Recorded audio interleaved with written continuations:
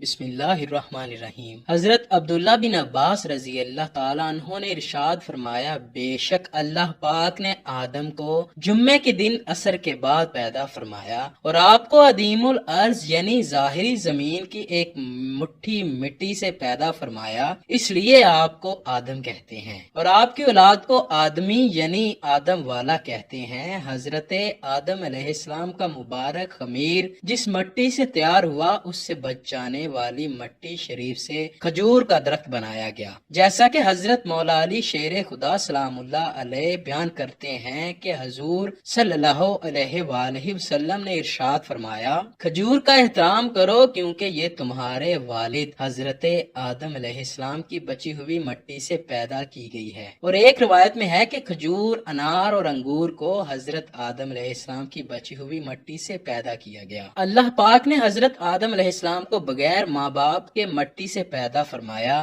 آپ کی پیدائش کا واقعہ کچھ یوں ہے کہ اللہ پاک نے حضرت جبرائیل علیہ السلام کو حکم ارشاد فرمایا کہ زمین سے ایک مٹھی مٹی اٹھا لاؤ۔ حضرت جبرائیل علیہ السلام نے زمین سے مٹی اٹھانا چاہی تو زمین نے اس کا سبب پوچھا، آپ نے سارا واقعہ بیان کیا۔ اس پر زمین کہنے لگی، میں خدا کی پناہ چاہتی ہوں اس بات سے کہ مجھ سے کچھ کم کیا جائے یا میری کوئی چیز خراب ہو۔ حضرت جبرائیل علیہ السلام مٹی لیے بغیر واپس لوٹ آئے اور عرض کی، اے میرے رب، زمین نے تیری پناہ مانگی ہے تو میں تیرے نام پاک اور تیری عزت کا ادب کرتے ہوئے واپس آ گیا اور اسے پناہ دے دی۔ پھر اللہ پاک نے حضرت میکائیل علیہ السلام کو بھیجا تو انہوں نے بھی اسے پناہ دے دی اور بارگاہ الہی میں وہی عرض کی جو حضرت جبرائیل علیہ السلام نے کی تھی۔ پھر اللہ پاک نے حضرت اسرافیل علیہ السلام کو بھیجا تو وہ بھی اسی طرح واپس آ گئے۔ پھر حضرت اسرائیل علیہ السلام کو بھیجا، جب زمین نے ان سے پناہ مانگی تو انہوں نے فرمایا، میں اس بات سے اللہ پاک کی پناہ مانگتا ہوں کہ اس کے حکم پر عمل کیے بغیر واپس چلا جاؤں۔ چنانچہ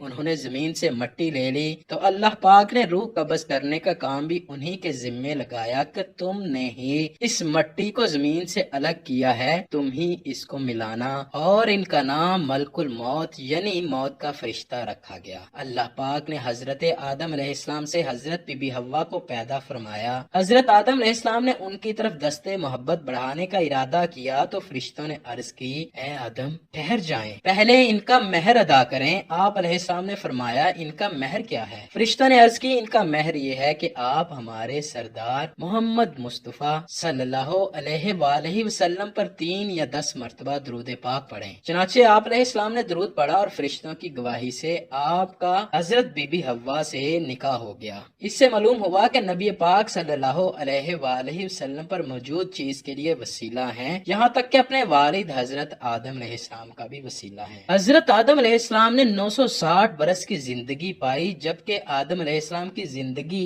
1000 سال کی تھی، کیونکہ جب آدم علیہ السلام جنت میں تھے تو اللہ تعالیٰ نے حضرت آدم کو ان کی تمام اولاد جن کو نبوت ملنی تھی، ان کی شخصیت، ان کی عمر حضرت آدم کے سامنے واضح کر دی۔ آپ نے جب حضرت داؤد علیہ السلام کی عمر کو 60 سال تک دیکھا تو اللہ سے کہنے لگے، اے اللہ پاک، میری عمر کے 40 سال میرے پوتے داؤد کو دے دے۔ تو یوں آپ کی دعا قبول ہو گئی۔ اللہ نے آدم علیہ السلام کو 2 فرزند عطا کیے، حابیل اور قابیل، لیکن شیطان کے وسوسوں کی وجہ سے جب قابیل کے ہاتھوں حابیل قتل ہوئے تو حضرت آدم علیہ السلام اندر سے ٹوٹ گئے اور بار بار اللہ کے دربار میں دعا مانگنے لگے۔ ایک دن حضرت جبرائیل حضرت آدم کے پاس آئے اور فرمایا، اے آدم، اللہ تمہیں ایسا بیٹا دینے والے ہیں جس کے نسب سے انبیاء اور اولیاء زمین تک پہنچیں گے، اس کا نام شیش رکھنا۔ شیش کا مطلب ہے کہ اللہ کا عطا کیا گیا تحفہ، اور یوں اللہ نے آدم کی نسل کو زمین پہ بھیجا۔ جب حضرت آدم علیہ السلام کا آخری وقت آیا تو آپ نے اپنے بیٹوں سے کہا کہ میرا دل کرتا ہے کہ میں جنت کا پھل کھاؤں۔ آپ کے بیٹے زمین پر جنت کے پھل ڈھونڈنے لگے۔ اچانک سے ان کو فرشتے ملے اور کہنے لگے، اے بنی آدم، کہاں جا رہے ہو؟ انہوں نے کہا، ہم اپنے بابا کے لیے جنت کا پھل ڈھونڈ رہے ہیں۔ ان فرشتوں نے کہا، جاؤ، تمہارے بابا چند دنوں کے مہمان ہیں۔ تمام فرزند دوڑتے ہوئے آپ کے پاس پہنچے۔ آپ بستر بیماری پر اللہ کا ذکر فرما رہے تھے، بس اتنے میں موت کا فرشتہ آ پہنچا۔ جیسے ہی بی بی حوا نے موت کا فرشتہ دیکھا تو حضرت آدم سے لپٹ گئیں۔ حضرت آدم علیہ السلام نے فرمایا، اے حوا، مجھ سے دور ہٹ جائیں، ایک مرتبہ پہلے بھی آپ کی وجہ سے جنت سے نکالا گیا،